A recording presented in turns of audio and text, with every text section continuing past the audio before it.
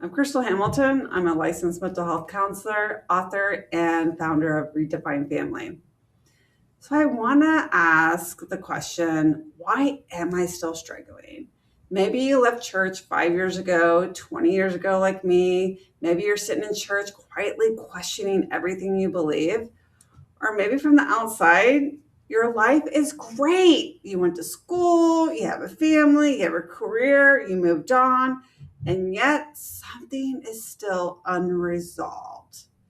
The tiny little voice in the back of your head is, what if I am wrong? What if I am a bad person? Why can't I just get over this?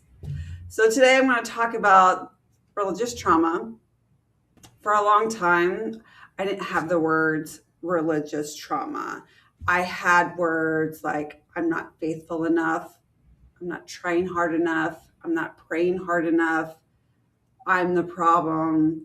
And other people may feel this way too. So when something hurts, instead of asking, hey, maybe the environment's wrong, maybe the church teachings are wrong, instead of asking those questions, it's, I'm wrong, I'm bad. So parts of healing is to ask different questions, not, am I good enough? It's, what happened to me? What did I learn about myself? And what do I want to carry forward?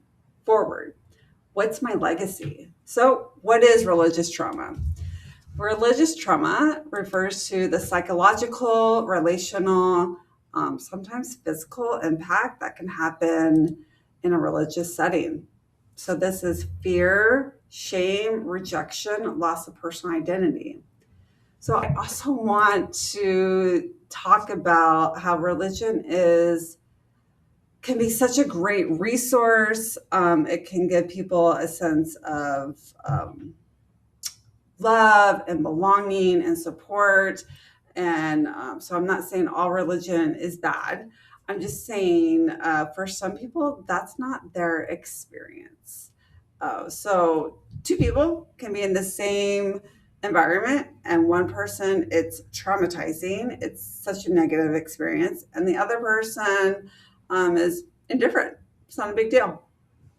Uh, so it's really valuing and respecting everybody's experience, and both perspectives are true. They can be both be true at the same time. So many people who live religion still have issues with shame, fear. They may have trouble trusting their intuition, setting boundaries, saying no, uh, uh, difficulty trusting themselves and other people. So, because these patterns aren't just beliefs, they are survival strategies. And what worked when you were children and or when you were inside the religion was helpful. You needed it during that time.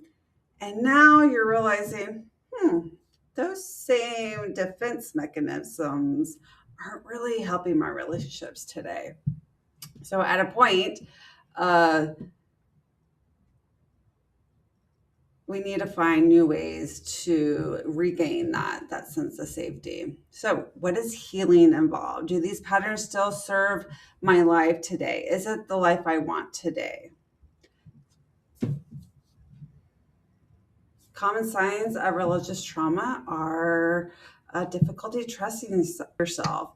You were taught to look outside yourself, to have the prophet give you guidance, to have answers, someone else give you answers. And now trusting yourself, having your own moral compass is unsettling.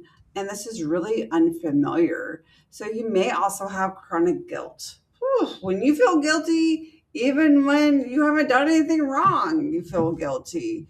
And then along with the guilt becomes the shame. So guilt is I did something bad, and shame is I am bad.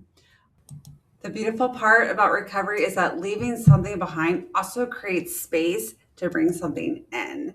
So healing isn't about losing those old beliefs.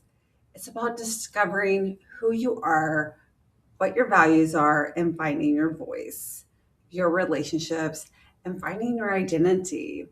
What is meaning? You get to ask, what do I believe in because it aligns with me? What kind of person do I want to be?